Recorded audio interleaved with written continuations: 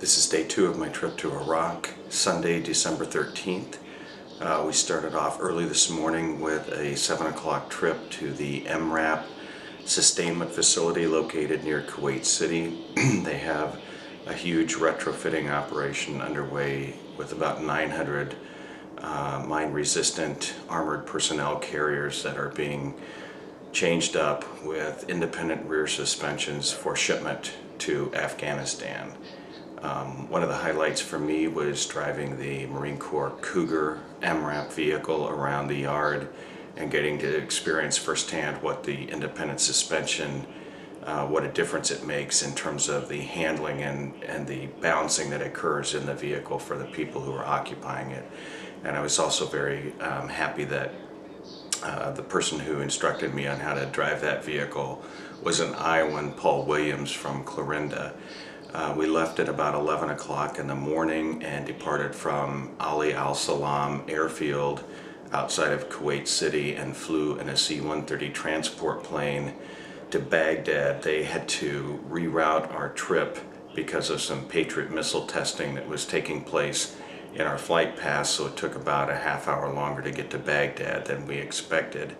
When we arrived, we drove in vehicles to Camp Victory, where I was very lucky to have lunch with 5 Iowans who were stationed there, 2 from Des Moines, 1 from Dubuque, 1 from Denison, and 1 from Clarion, Iowa. And it was great to see them and hear about their experiences serving in Iraq.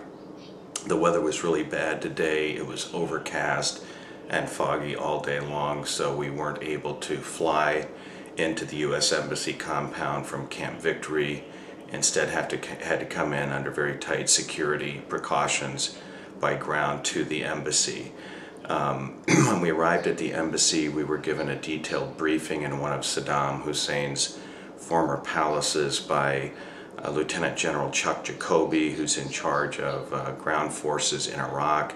We also got another briefing from his executive, Brigadier General Joe Anderson, and also later came to the embassy compound where we received a briefing from the CIA station chief for Baghdad. After that, we went to the ambassador's residence where we had dinner and a reception with Ambassador Christopher Hill and all the other ambassadors who are assigned to the Baghdad embassy, which right now is the largest U.S. embassy in the world. After that, we had dinner, and because the embassy had been hit by rocket fire the night before, everybody was under very high alert while we were here, but had a very pleasant evening here at the embassy compound. Tomorrow we have another briefing in the morning, and if the weather permits, we're taking helicopters up to Balad, where we are going to do the gumbo drop with the Mississippi National Guard, which everyone is very excited for. So I'll fill in the rest of the story then.